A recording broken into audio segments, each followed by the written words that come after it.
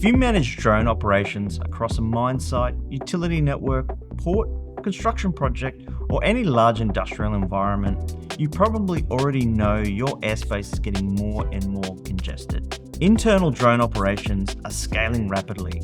Contractors are operating their own drones. Crewed helicopters regularly come and go. Site-specific hazards such as temporary cranes, blast zones, and even bird hazards now all need to be coordinated. So how do you make sure everybody knows what's happening before it becomes a safety issue? And did you realize getting on top of it can actually increase operational efficiency? Hi, I'm David from FlyFreely. We make it easy for asset and site owners to get and stay on top of their drone operations. In this video, I want to talk about the growing problems we're seeing with managing airspace and why the old ways of handling it are no longer enough. On large industrial sites, drone programs are scaling quickly. That's a good thing. Drones are helping asset owners inspect infrastructure, monitor sites, improve safety, reduce downtime, and capture better operational data. But as drone programs grow, the airspace around those operations becomes much harder to manage. For many organizations, the chief remote pilot or UAS program manager has decent visibility over their own internal drone operations. They know which pilots are flying. They know where missions are planned. They know when their own team is operating.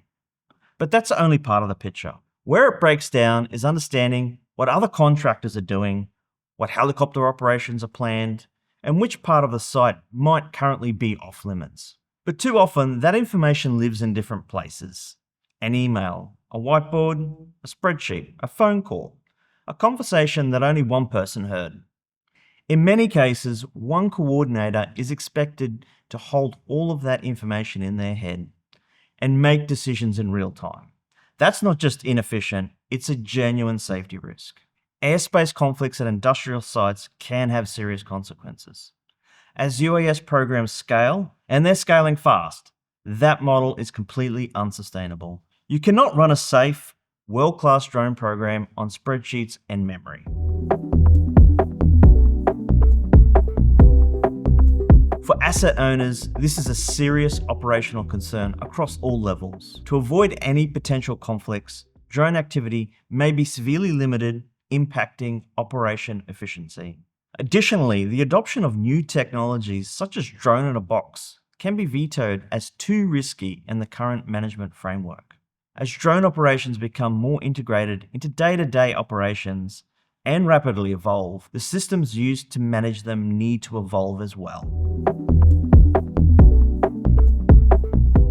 The first major problem is the sheer number of inputs affecting airspace.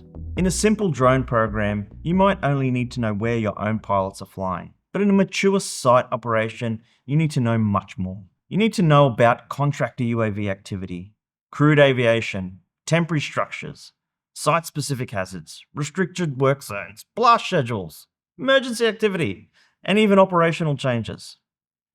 The issue is not that the information doesn't exist, the issue is that it's usually fragmented. If the people planning and flying missions cannot see that information in one place, they are relying on manual checks and informal communication.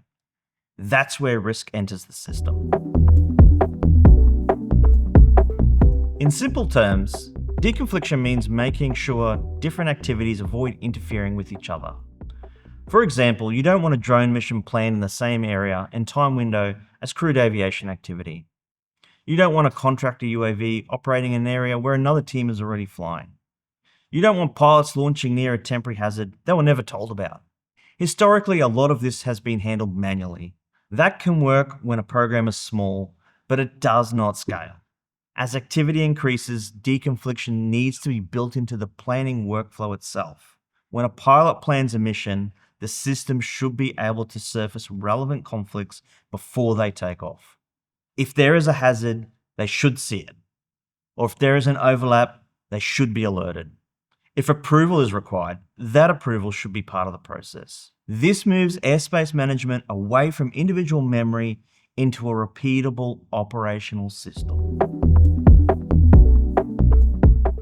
The third problem is the lack of a shared daily operations picture. At the start of the day, an aviation coordinator should be able to answer a simple question. What is happening in my airspace today? What's planned, active, and what's being completed? What hazards are present? What contractors are operating? And what changes are coming later in the day? In many organizations, answering those questions still requires looking across multiple tools and communication channels. That slows people down. It also means different teams may be working from different information.